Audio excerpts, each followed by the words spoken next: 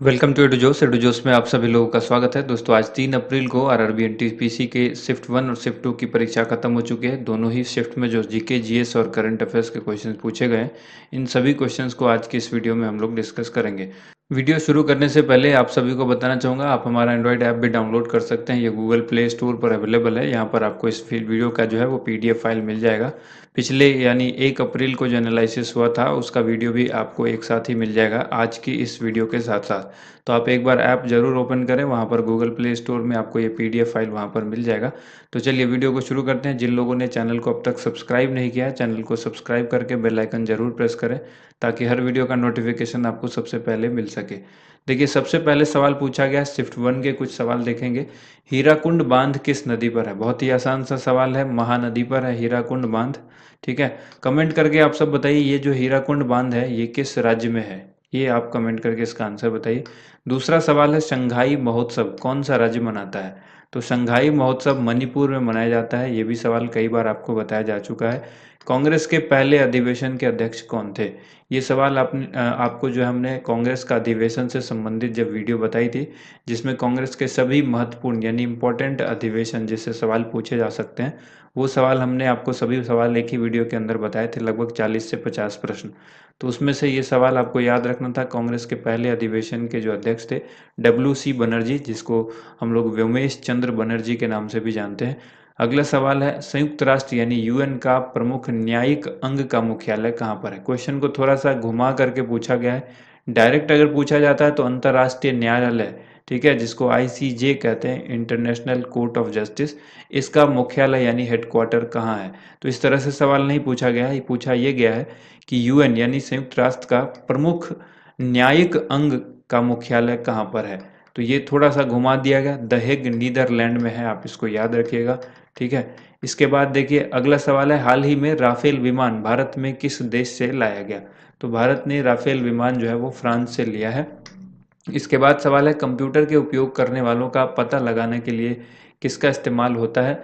तो देखिए कंप्यूटर का कोई भी जो उपयोग करता है, ठीक है, जो उपयोग करता है उसका अगर पता लगाना हो कि वो कहाँ पर है या कितने उपयोग करता है, तो आईपी एड्रेस के थ्रू जो है वो पता लगाया जा सकता है। ठीक है, आईपी एड्रेस से कंप्यूटर का जो उपयोग कर रहा है उसके बारे में जानकारी इकट्ठा की जा सकती है। एमएसपी का फुल फॉर्म क्या है? एमएसपी का फुल फॉर्म होता है मिनिमम सपोर्ट प्राइस। इसी को लेकर के किसान आंदोलन चल रहा है लगातार, आपने देखा होगा। सरकारिया आयोग किससे संबंधित है? ये केंद्र राज्य संबंध से संबंधित है।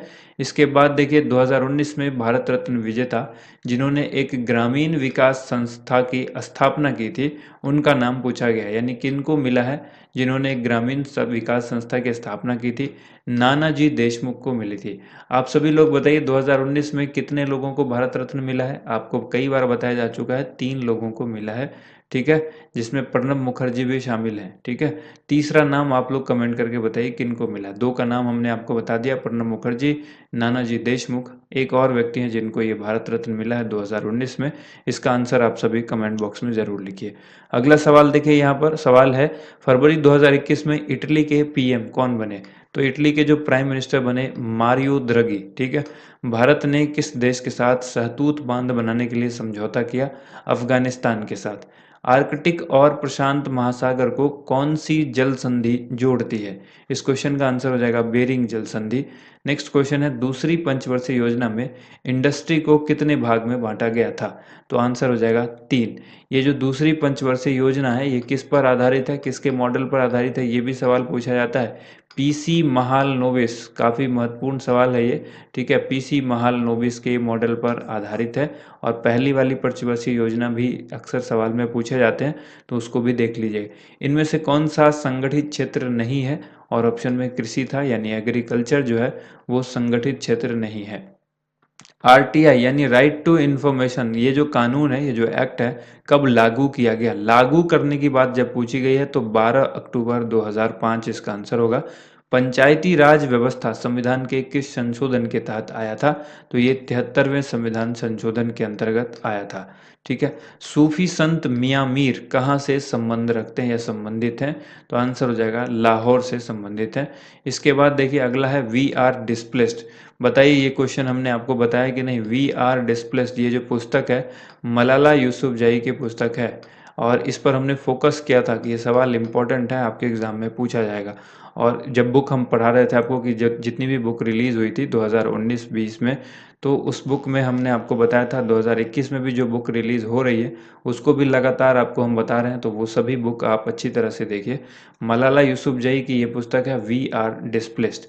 इसके बाद देखिए एक सवाल आपसे यहाँ पर पूछा गया है, साहित्य अकादमी पुरस्कार 8वीं अनुसूची के 22 भाषाओं के अलावा और किस भाषा में दिया जाता है। तो देखिए आप सबको पता है 22 भाषा जो है उसमें से अंग्रेजी नहीं है, राजस्थानी नहीं है।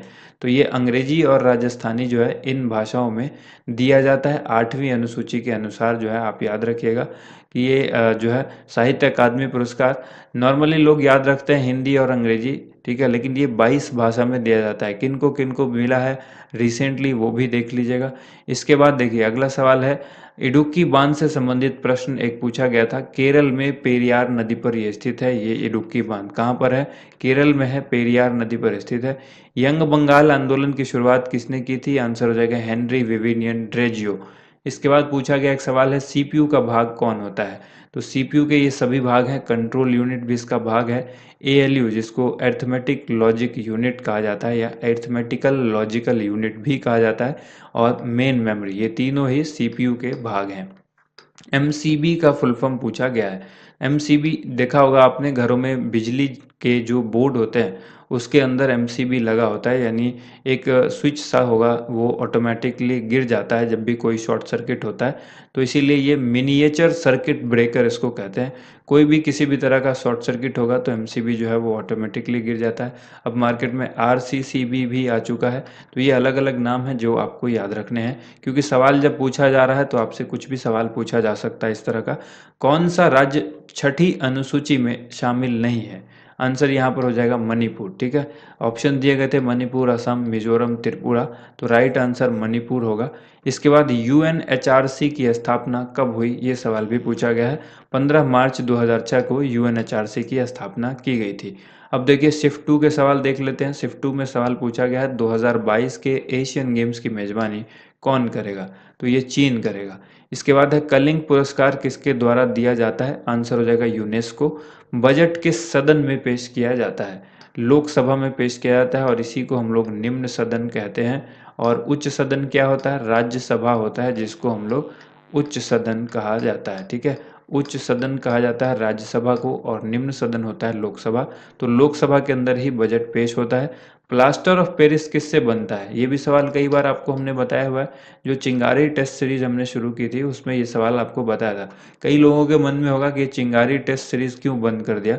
हमने अभी बंद नहीं किया, हमारे पास समय का अभाव है, जिसकी वजह से वो आपको हम लगातार नहीं दे पा रहे हैं। अब तक टोटल 5 चिंगारी टेस्ट सीरीज जो है वो हमने बनाई थी। और पिछले साल जितने भी अब तक के क्वेश्चन आरआरबी, एनटीपीसी या रेलवे के द्वारा पूछे गए जो इम्पोर्टेंट क्वेश्चन है, जो बार बार पूछा जाता है, उस पर भी आधारित 10 वीडियो हमने आपको दी थी। अब लगातार कुछ दिनों में आपको चिंगारी टेस्ट सीरीज मिलने लगेगी। ग्रुप डी में जिनका एग्जाम है वो उसके लिए तैयारी करें, क्योंकि आपको वो टेस्ट सीरीज आपको जरूर मिलेगी, ठीक है। प्लास्टर ऑफ पेरिस किससे बनता है? जिप्सम से मिलता है। अरुणाचल प्रदेश के मुख्यमंत्री का नाम पूछा गया है, तो अब देखिए मुख्यमंत्री को एक बार फिर से आप देख लीजिए। लेटेस्ट वीडियो हमने मुख्यमंत्री और राज्यपाल पर आधारित वीडियो जो है वो इसी महीने अपलोड की है, तो आप उसको ज़रूर देखें। सॉरी, मार्च के महीने में अपलोड की थी लास्ट में, आप उसको ज़रूर देखिएगा। पेमा खांडू अरुणाचल प्रदेश के मुख्यमंत्री हैं। राउत नाचा ये एक नृत्य है, इसको गहिरा नृत्य भी कहा जाता है, और यही सवाल पूछा गया है कि राउत नाचा जो है वो नृत्य जो है किस राज्य से संबंधित है? छत्तीसगढ़ से संबंधित है। शिक्षा किस सूची में शामिल है? समवर्ती सूची में शामिल है। सबसे पहले सहायक संधि किसने स्वीकार की थी? हैदराबाद के निजाम ने इसको सबसे पहले स्वीकार किया था। प्रकाश हमारी आंखों में, यानी सूर्य का जो प्रकाश हो या कोई भी प्रकाश हो, सिंपल प्रकाश पूछा गया है, हमारी आंखों में सबसे पहले कहाँ पर प्रवेश करता है? तो कॉर्निया में प्रवेश करता है। इसके बाद देखिए अगला सवाल है, स्वदेशी आंदोलन किसके बाद शुरू किया गया था? ऑप्शन में दिया गया था बंग भंग आंदोलन, ठीक है। तो बंग भंग आंदोलन के ठीक बाद शुरू हुआ था। बंग भंग आंदोलन जो है ये 1905 में हुआ था। कब हुआ था? 1905 में, इसको याद रखिएगा। और ठीक इसके बाद 1906 में स्वदेशी आंदोलन जो है वो शुरू हुआ था। इसके बाद है, मानव शरीर के मेरुदंड में कितनी जोड़ियां हड्डियां हैं? तो ये आप याद रखिएगा 33, ठीक है। इसके बाद देखिए अगला यहाँ पर है, सिलिकन घाटी किस शहर को कहा जाता है? तो सिलिकॉन घाटी किस शहर को कहते हैं हम लोग? बेंगलोर को कहते हैं। इसी को सिलिकॉन वैली भी कहा जाता है, सिलिकॉन वैली। ठीक है, ये याद रखिएगा, बेंगलुरु को कहा जाता है। भारत की पहली स्वदेश निर्मित पनडुब्बी युद्धपोत कौन सी है? INS अरिहंत। सुभाष चंद्र बोस ने कांग्रेस की अध्यक्षता कब की थी? ये वही हो गया, कांग्रेस के अधिवेशन से ही संबंधित सवाल हो गए। तो दो सवाल, दोनों ही सवाल जो है फर्स्ट शिफ्ट में और एक दूसरा सेकंड शिफ्ट में पूछा गया कांग्रेस के अधिवेशन से। तो ये हरिपुरा का जो अधिवेशन हुआ था, ये इसकी अध्यक्षता की थी सुभाष चंद्र बोस ने 1938 में। मानव शरीर में वसा का पाचन कहाँ पर होता है? तो ये होता है छोटी आंत में, जिसको हम लोग स्मॉल इंटेस्टाइन कहते हैं। एक सवाल पूछा गया, ये रिपीटेड सवाल है, चिपको आंदोलन का संबंध किस राज्य से है? उत्तराखंड से संबंधित है। इस सवाल देखिए, अगला सवाल है कथक। इस सवाल में बहुत लोगों को कंफ्यूजन होगा। कथक किस राज्य का लोक नृत्य है? तो आंसर होगा उत्तर प्रदेश। और अगर उत्तर प्रदेश नहीं था तो आंसर उत्तर भारत भी होगा, इसको याद रखिएगा। यही आंसर होगा, क्योंकि आप लोगों के मन में होगा कथकली जो है वो केरल का है। इसको आप कथक से मत जोड़िएगा, कथकली जो है वो केरल का है। कथक जो है ये उत्तर भारत में उत्तर प्रदेश के लिए फेमस है। चीन और सिक्किम को जोड़ने वाला दर्रा कौन सा है? तो ये दर्रा है नाथुला दर्रा। इसके बाद सवाल पूछा गया था यहाँ पर, ओजोन दिवस किस दिन मनाया जाता है? दिवस से भी दो सवाल पूछे गए हैं, शिफ्ट 2 में ही ये लगातार सवाल है दिवस से। तो शिफ्ट 2 के अंदर के ये सवाल जरूर देखिए। ओजोन दिवस 16 सितंबर को मनाया जाता है। इसके बाद है अंतर्राष्ट्रीय योग दिवस। सबको पता है 21 जून को मनाया जाता है इंटरनेशनल योगा डे। तो ये सवाल भी पूछा गया है। भारत में सिनेमा जगत यानी फिल्म के जन्मदाता जो है वो किसे कहा जाता है? दादा साहब फाल्के को कहा जाता है। और ये हमने कल ही आपको करंट अफेयर्स में बताया था। दादा साहब फाल्के जो 51वां दादा साहब फाल्के पुरस्कार है, जो रजनीकांत को दिया जाएगा, उस पर हमने ये आपको सवाल बताया था कि दादा साहब फाल्के जो है वो फिल्म जगत के, उनको सिनेमा का जन्मदाता भी कहा जाता है। दल बदल कानून कब लागू किया गया था? तो ये किया गया था 1985 में।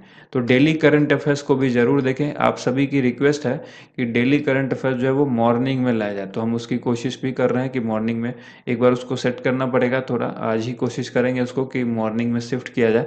तो 3 और 4 की जो करंट अफेयर्स है वो आपको एक साथ मिलेगी मॉर्निंग में। उसके बाद से लगातार फिर मॉर्निंग में ही मिलनी शुरू हो जाएगी। उम्मीद करते हैं वीडियो आप सबको पसंद आई होगी। वीडियो को ज़्यादा से ज़्यादा लाइक एंड शेयर कीजिएगा। Thank you so much. आप सभी लोगों का वीडियो देखने के लिए बहुत बहुत धन्यवाद।